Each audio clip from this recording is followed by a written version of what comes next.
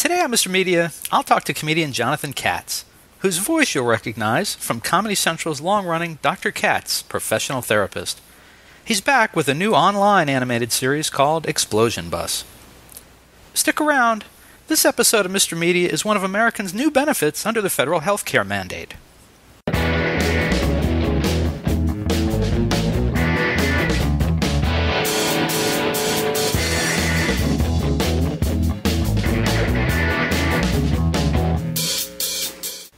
Mr. Media is recorded live before a studio audience of long-suffering psychotherapy patients who really need to switch to doctors whose lobbies are not in Squigglevision in the new media capital of the world, St. Petersburg, Florida.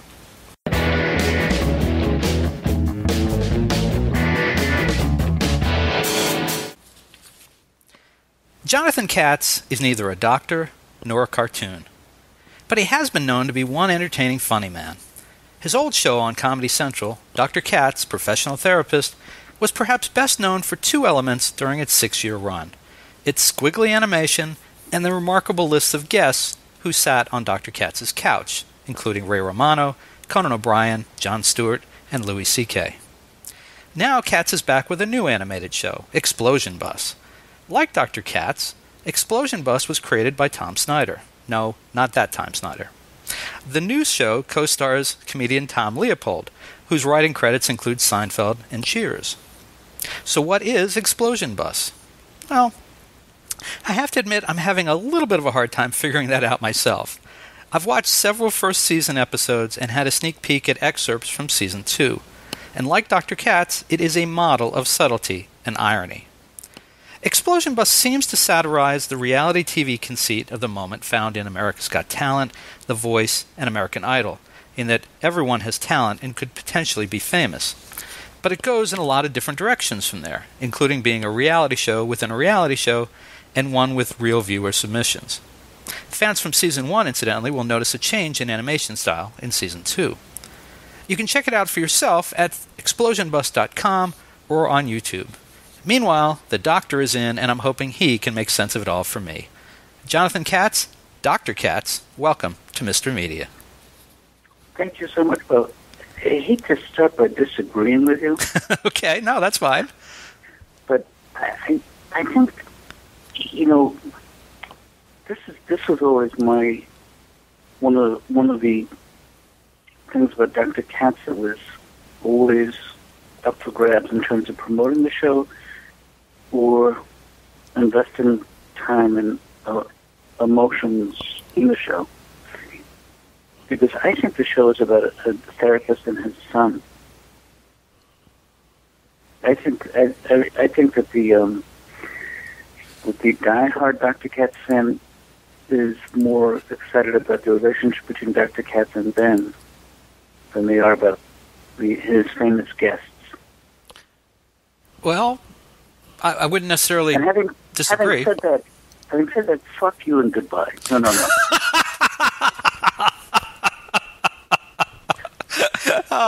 Oh, man, that was great. I'm sure I had that coming. Thank you. No. It's a very subtle point, but I think that's the stuff that Tom and I love, is the relationship between those two guys. And the other thing that I think distinguished it was the pacing of the show, which was painfully slow compared to most cartoons and compared to life itself. Right. And the voices were not cartoon voices, but real voices. Mm-hmm. Now, I just want to say in my own minor defense that all I was referring to was what it was perhaps best known for. I didn't say it was what it was best at, but people do know it for, and even now, I mean, the last reference I heard was Mark Maron talked about it a few weeks ago and was talking about how you had these incredible guests, these comedians, and of course, yeah. I know he was one of them, but I mean, Louis C.K. and guys, you were ahead of the curve on a lot of these guys too. You gave them platforms where a lot of people didn't quite know who they were yet. Right, that's true. So in that regard, and the Squigglevision, everyone remembers the Squigglevision. Now you should say, so fuck you. I'm the host. I would never do that. Oh, that's right. You can't do that. No, I would never do that. I may send you an email later that says something to that effect, but no, I would never say that to your face. I'd do it behind your back, like I'm supposed to. The nerve. The unmitigated Audacity. And I'm not talking about the program. It's funny that Obama's book is called The Audacity of Hope. I never made the connection between the software and his book. Well, he's a tech guy. Most people don't know that about him. I wonder if it was inspired by the software. One can only hope. So, is it okay if I think of you? We're doing this by phone, obviously. If I think of you at the other end of the phone as being permanently in Squiggle Vision, that there's like lines around you and a little bit of subtle movement. That's perfectly fine. Oh. As long as you don't mind me thinking of you as your home being black and white. Actually, it is, and very still. Actually, really, by comparison, that's very correct. Are you sure we're doing this on the phone? Because that was one of the magical things about the animation is that the characters were in color and the backgrounds were in grayscale, and no one actually moved. It was just an illusion of movement. and if you watch the show again, you'll notice that nobody actually goes from point A to point B. It was just edited like a film. Interesting. I hadn't thought about that. An establishing shot and then someone else's point of view. And speaking of the animation, let me ask you about the animation on... first of all, why do another animated show? Why not do live action? Why not see... and action being a relative term. Well, I think it has to do with money, our expertise. And this is not as sexy as I would like to think. It is my own disability. I mean, I'm a guy living with MS, so using my body is more challenging than using my voice. Oh, interesting. Yeah. Yeah, that makes sense. Now, was that the case? I mean, have you... It wasn't the case with Dr. Katz. I got MS from Squiggle Vision. So I was diagnosed in 1997. And now I'm helping to talk about Dr. Katz because we did win the Peabody Award, and I was given an Emmy Award for voiceover performance, competing with Glenn Close and somebody else. Now I'm just bragging. Bragging is okay. No. So, see, now that was interesting. I didn't know about the MS, actually, until today, and then I wondered if the Squiggle Vision reflected that, but that wasn't present at the time. No. In fact, people used to ask me if the Squiggle Vision was supposed to represent the emotional trouble that everybody was in. And I said, yeah, plus it's cheap. The truth is, it's not that cheap. Really? It's more expensive to make an animated show. If you did an animated half hour for TV, it costs more money than doing a live action show, depending on who the talent is.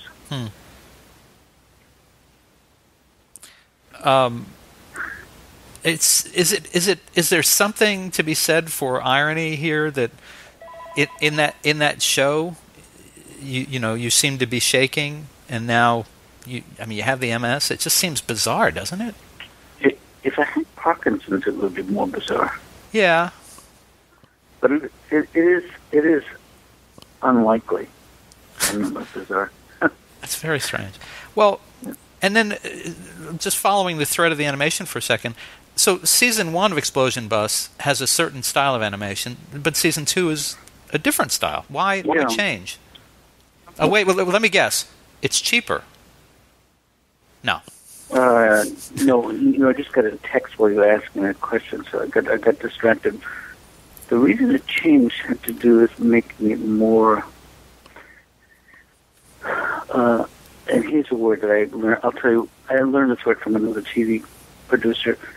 It's more telegenic. Oh. Might play better on TV, or even on the web, or on a big screen.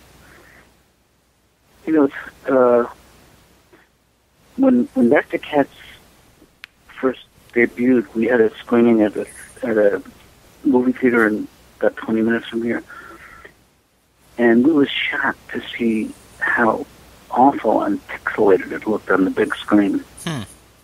And Tom Snyder used to say that some people would find Squigglevision actually made them nauseous, but for every 10 people who said that, there were 12 people who didn't mind it very much. Is that kind of like years ago there was that story that Mary Hart, I think, on Entertainment Weekly, that there was a report of somebody who every time they saw her, they had like a seizure? I'm so glad you didn't say an erection. I think it would have been better to report that you had an erection to Mary Hart than a seizure. No, I'm just worried about your daughter still being in the room. No, actually, she's in the other room. Thank you for bringing that up, though. That's pretty funny. So that's the reason for the change. That makes sense. Yeah, and the first season, it really was drawn like a graphic novel. It was really, you couldn't tell unless you really became a student of the show who was speaking, because no one's mouth moved. You just had to really learn the characters. And it was also longer form, which, a lot of us is just guessing what we're doing. Well, of course. That's what conversation is about. Yeah.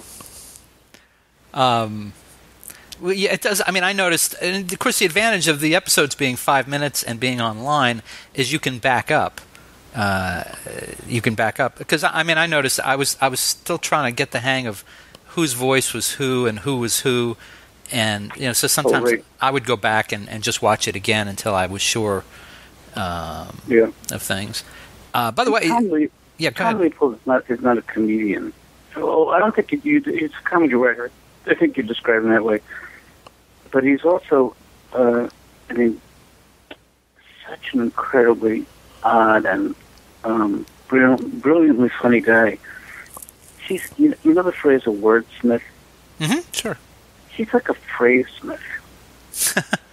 I'll give you an example. Tell me anything, Bob, that's changed recently. The weather has changed a great deal. I'll tell you what has not changed, my friend, is my respect for your talent.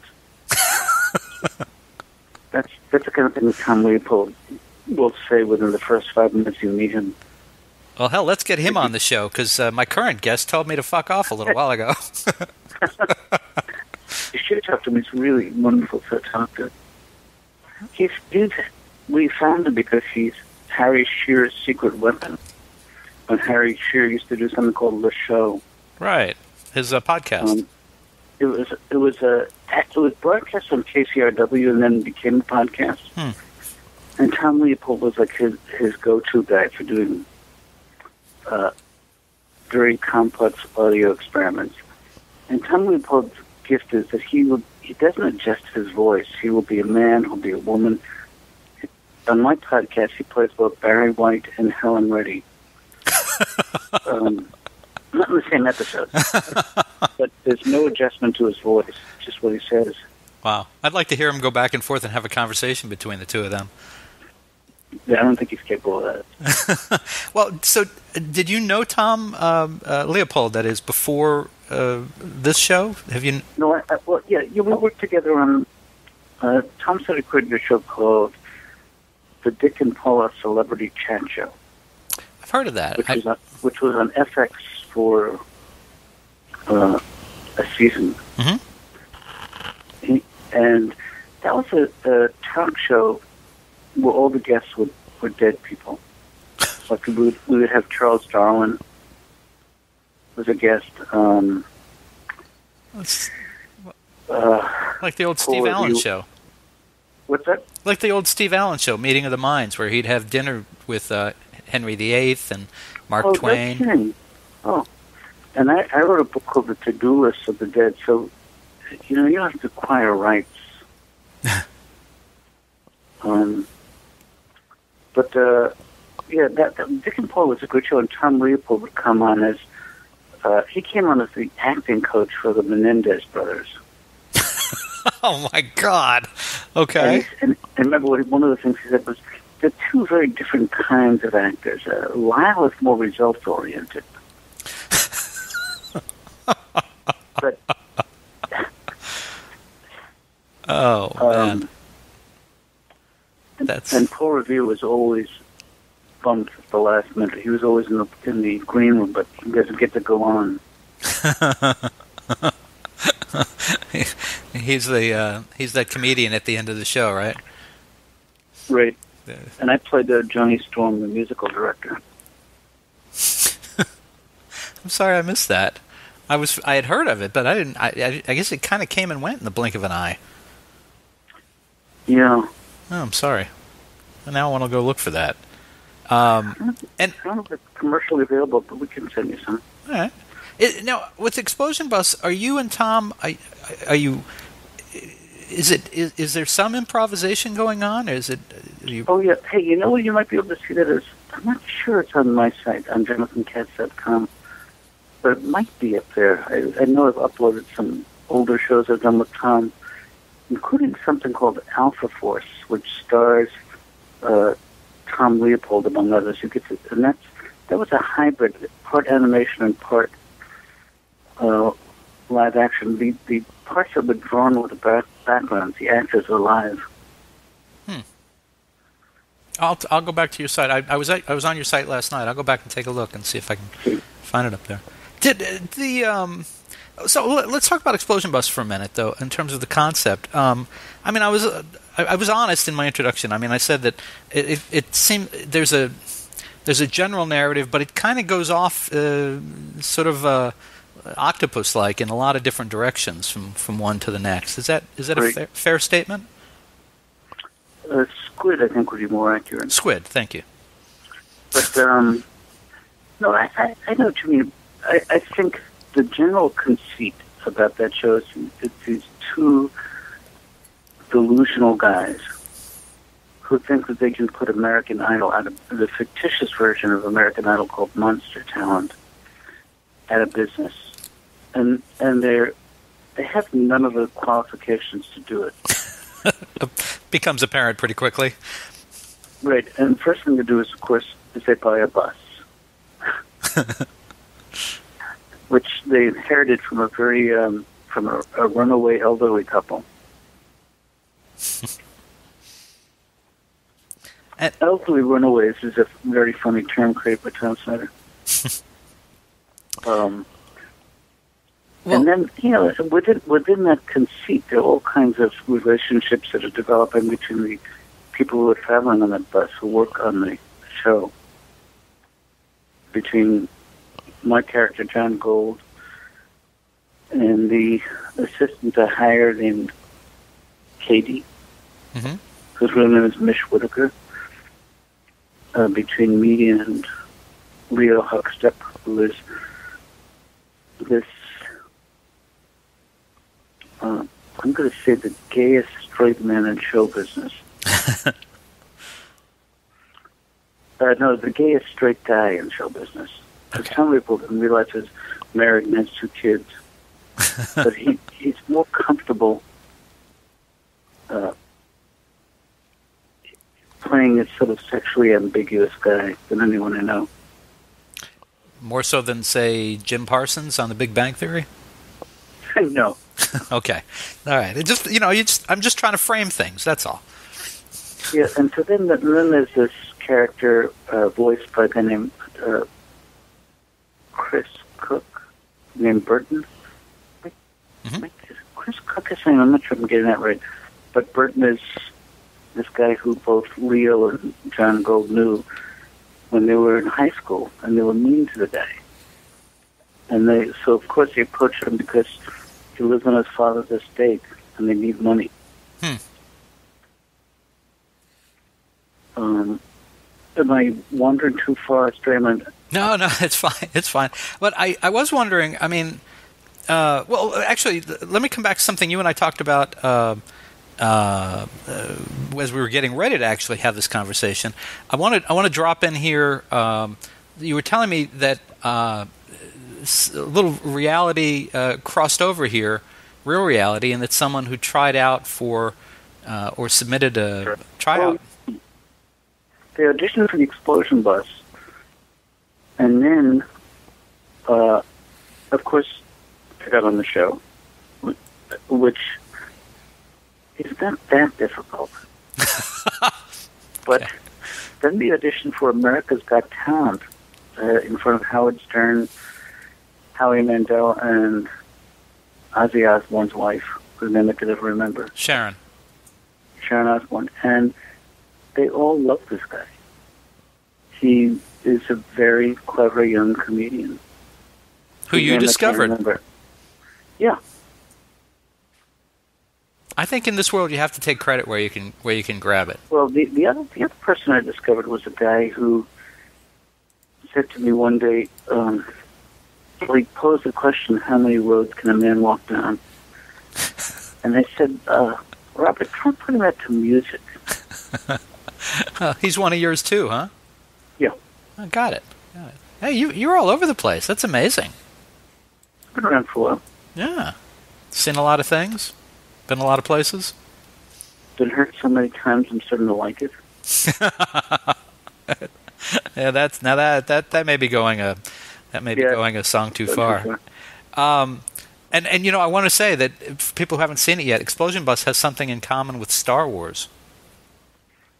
No, you lost me here. What is it we have in common? Star Wars: The Clone Wars, George Lucas's animated series, is also 5-minute bursts of story. Oh, no kidding. Yeah, so, you know. Yeah, telling a story in that short a time is really challenging.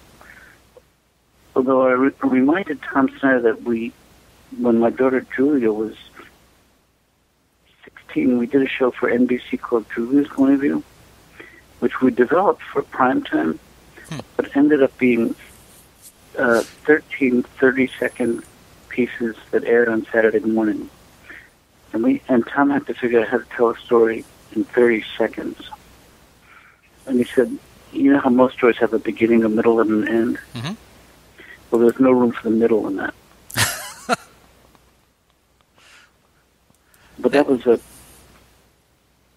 so he's a very good storyteller, and he uses both audio and animation to tell stories. Now, he edits all the audio. Well, you were telling me before we started about how Tom had this whole other career before he got involved with you and Dr. Katz, and he also created the series Home Movies, the animated series Home Movies, and some other things. He was involved with Apple Computer in the early days. Is that what you were telling me? Yeah. He was. This is my favorite Tom Snyder story, but the guy years before I met him, when he was a teenager, he'd been corresponding with IBM because he was curious about how computers work.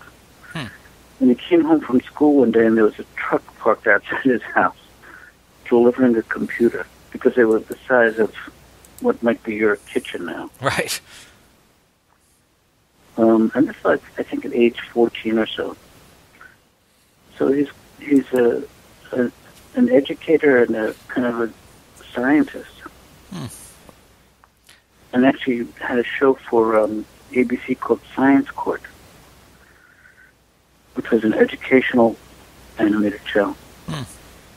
And you said that he was one of the guys who famously signed the inside of was it the original Macintosh or was it the Lisa? I think it was the Apple II, maybe. The Apple II, maybe. No, I don't know. It goes back to the first. Before that, it was the first computer that Macintosh made. Well, there was the first one that I think got distributed. Well, it was the Lisa, and then there was the Apple IIc and the IIe. I'm trying to remember now. I know the story is told in the Walter. Walter Isaacson's biography of Steve Jobs, they describe why Jobs had all the people who worked on that first computer sign the inside, and then and what was odd was that everyone who worked on that first computer signed the inside, and it was and their signatures were copied into every computer made, although no one could open the computer. And then they got fired. Yeah, well, yeah, and you couldn't open the computer, so no one actually saw it, but he believed that they deserved the recognition of having their names in every one of those computers. It's an odd kind of attribution, you know. Yeah. I guess it says more about Steve Jobs than it does about anything else. Well, so we've talked a bit about Explosion Bus. I do want to ask you about your career between the end of Dr. Katz and the start of Explosion Bus. Have you, and I guess currently, are you still actively doing stand-up? I do it occasionally. I perform when Wendy Liebman comes to town, a wonderful comedian. Mm-hmm. I do mostly I do benefits. In fact, I did a benefit last night for survivors, a benefit I had done the week before. There was a little beat there for a second while it sunk in. That's okay.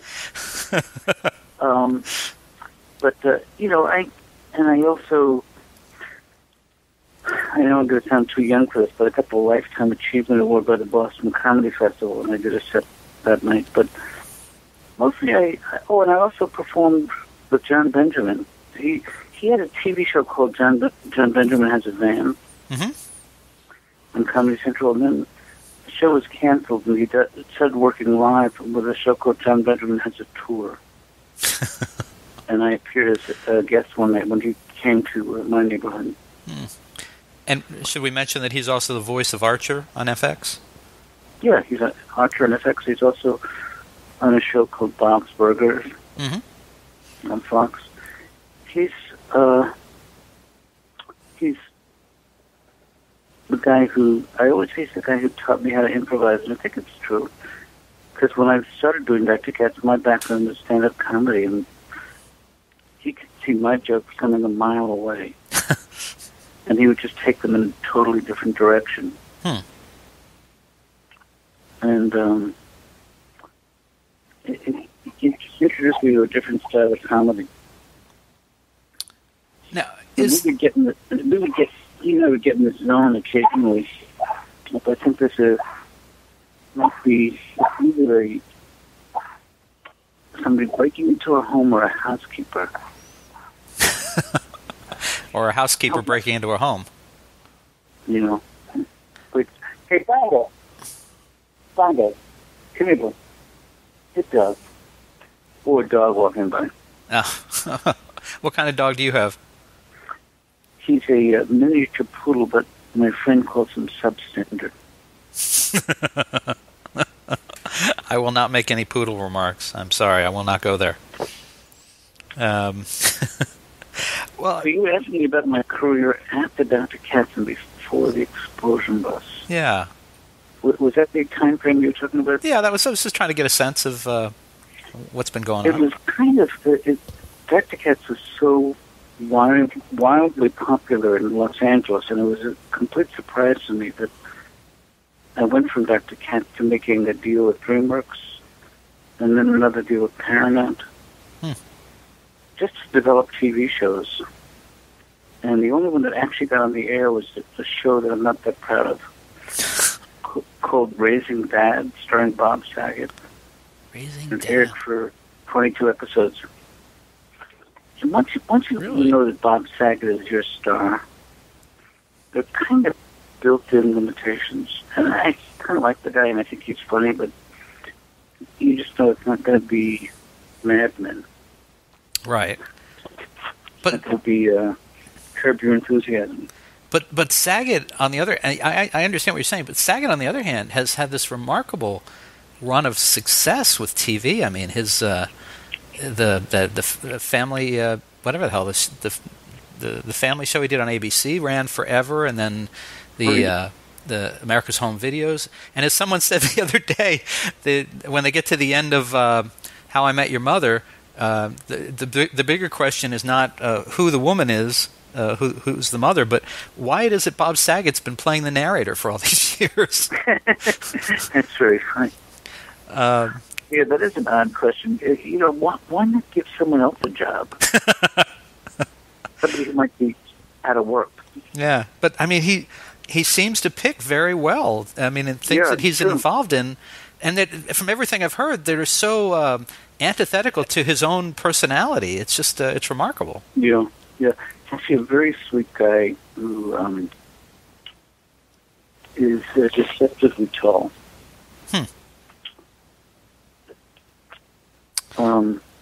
But my favorite part of doing that show, Raising Dad, was I was staying at a hotel in Los Angeles, and I would sit to the front desk every night. Please hold all my calls and listen to my wife or Bob Saget. Just a phrase I never thought I would say.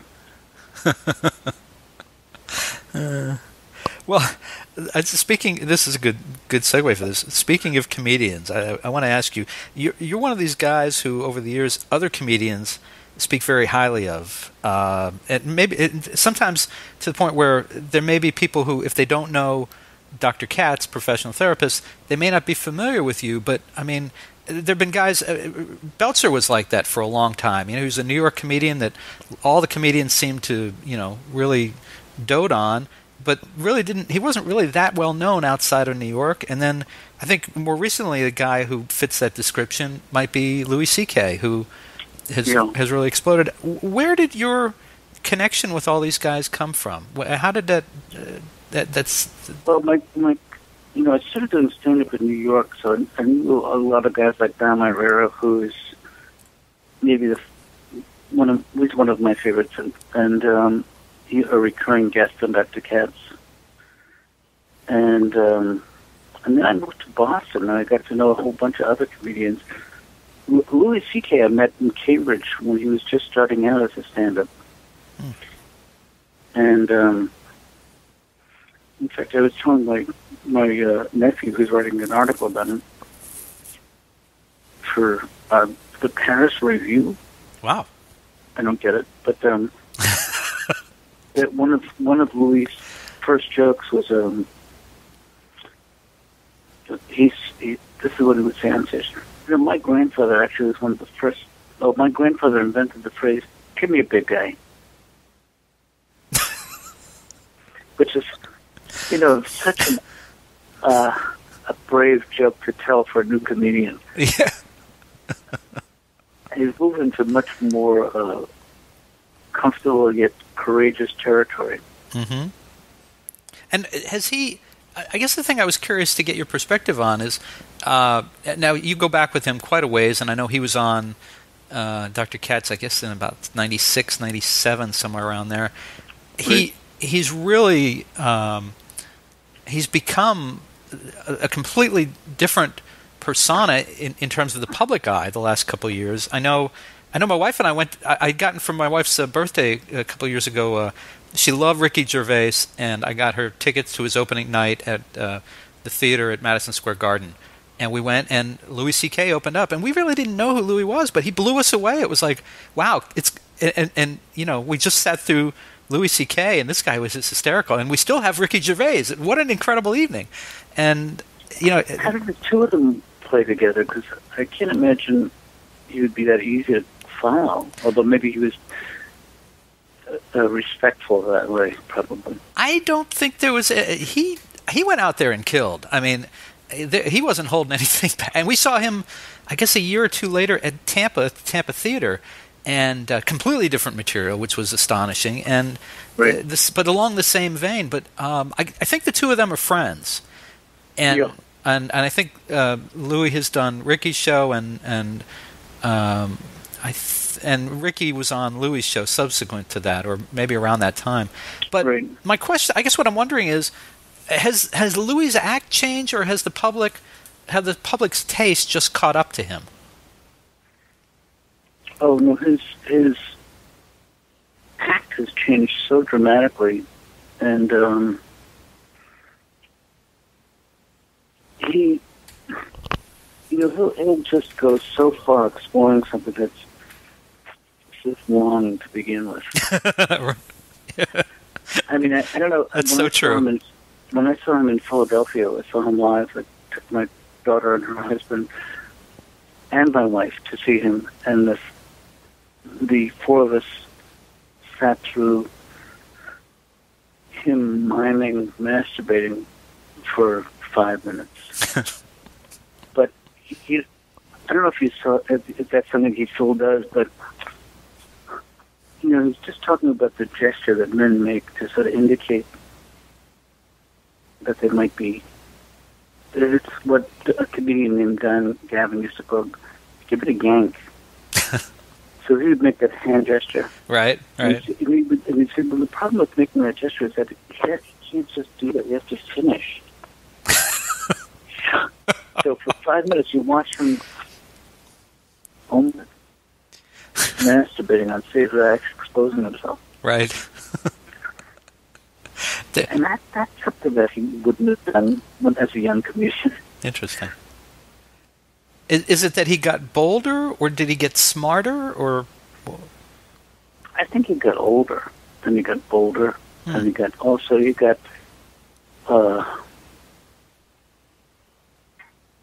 he talks about things that really genuinely mean something to him. Some of my favorite stuff that he does is about the Catholic Church, or about his own experience with religion. And that's something that I don't think a 20-year-old kid would do. He also has an ex-wife and 2 children, which certainly changes somebody's perspective on comedy and on life. Yeah, the bitterness becomes real. Yeah, but I suspect he's a really good dad, although I worry about his kids when they're older hearing what he says about them.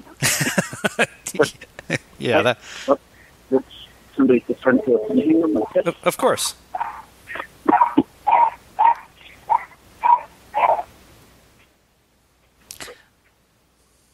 This show is nothing but recorded live. Sorry about that. All right, well, so let's come back. Go ahead. By the way, that was FedEx delivering my daughter's iPhone, which is, in Newton, Massachusetts, it's acceptable to wake up your 20-year-old daughter after 3 o'clock as long as she has a new iPhone. So have you done that now? Is she awake? No. Oh, you'll do that after the call, I guess. Okay. Yeah. All right. I assume that she's still asleep because she's a college student on break? Yes, exactly. That's we got that with the high school student here in our house. She'll sleep till 12, 1, 2 o'clock, whatever it takes. Yeah. I sleep much too much myself. I think they hear somebody walking around. Mandy? Let's see. I think it's probably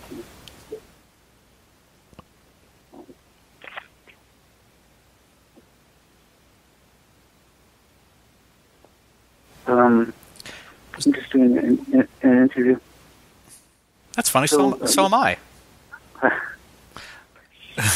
Well, where were we? We were talking about Louis C.K. and we were talking about how he had kind of grown and changed. And right. There was another guy, I think, sort of in your circle that I similarly wanted to ask you about. A guy who also who was on Dr. Katz and you knew before. And who's also, his career has just blown up in the last 2 or 3 years, and that's Mark Maron. Right. Well, Mark, it's funny. Do you feel like he's kind of legitimized the podcast? Oh, absolutely. Absolutely. And he's been on Mr. Media with me early on. It's been about 2 years since he was on, and had him on. And as far as what he's done with the podcast and the way he talks to people and proceeds. I mean, I think he's terrific, and I did not know him really at all before he started doing the podcast, and I think that's been the case for a lot of people.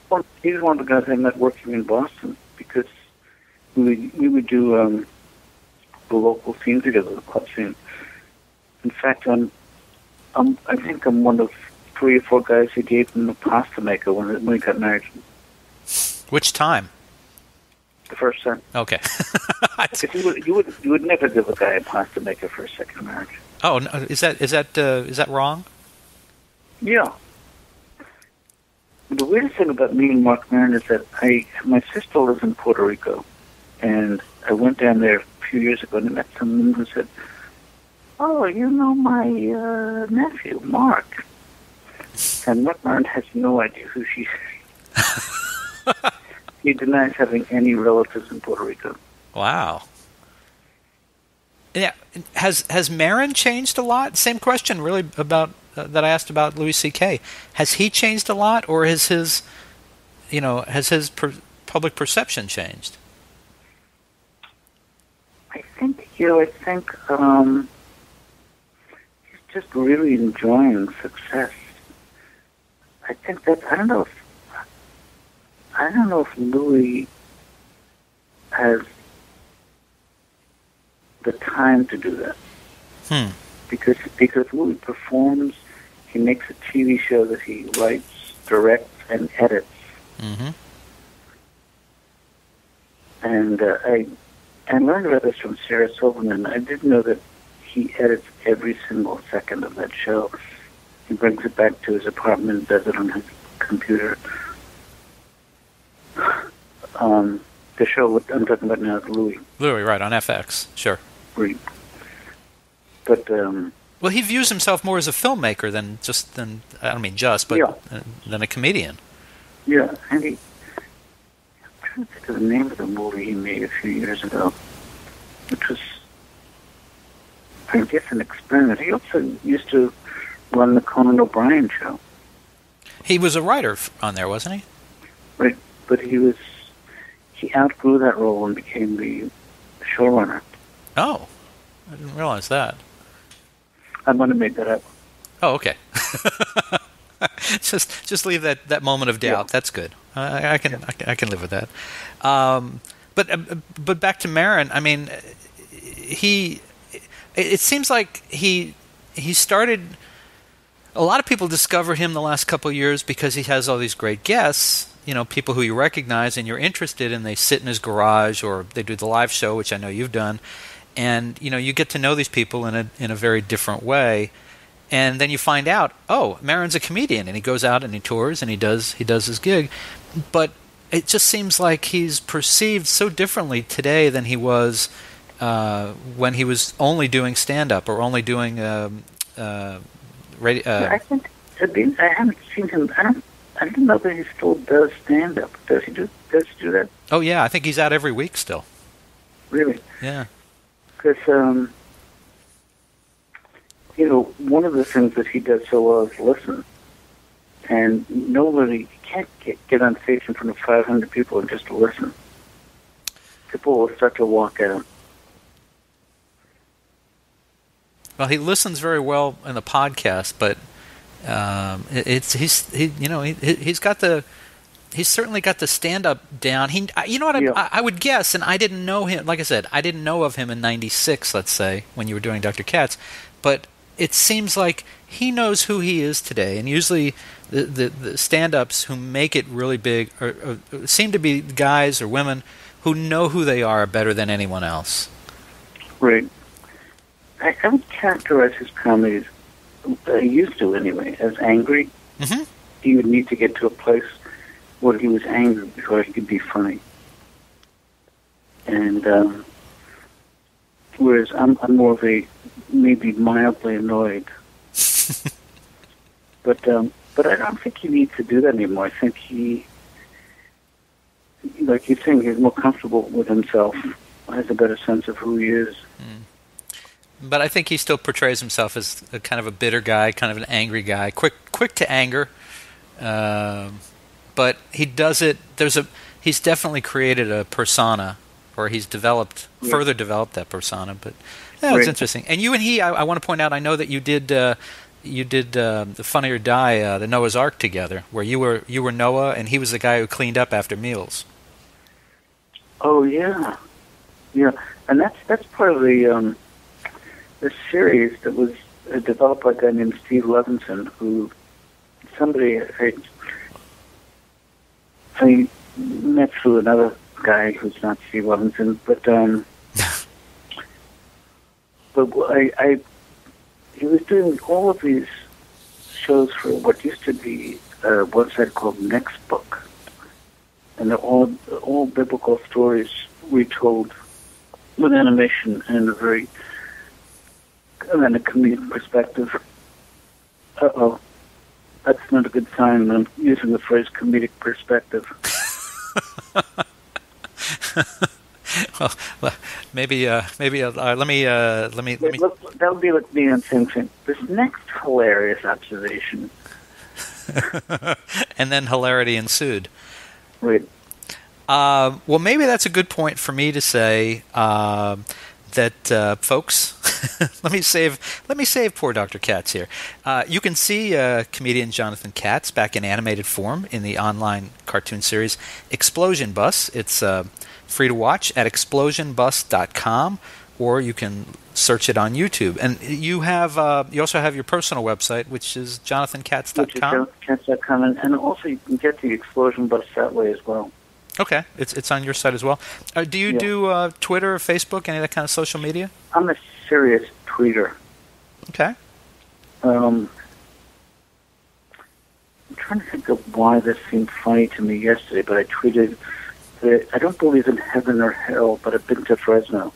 Sometimes I just like the way things scan. It may sound like a good line. It may not necessarily always be the funniest line, but it reads well, right? Yeah. Yeah, I get that. Well, and I actually subscribed to your Twitter feed last night, just for the record. Oh, good. Yeah. Well, I will follow you back. Thank you. I appreciate that, and you'll get to see yourself mentioned within days. Okay. Well, really a pleasure talking to you. And I wish you luck with your 15-year-old. Thank you. I'll take all the luck I can get, donations, whatever's available. Jonathan Katz, thank you so much for joining us on Mr. Media today. It was a pleasure. Thank you. And I will talk to you soon. Thank you. That's something I say at the end of an interview. I like that. I think I'd go with that.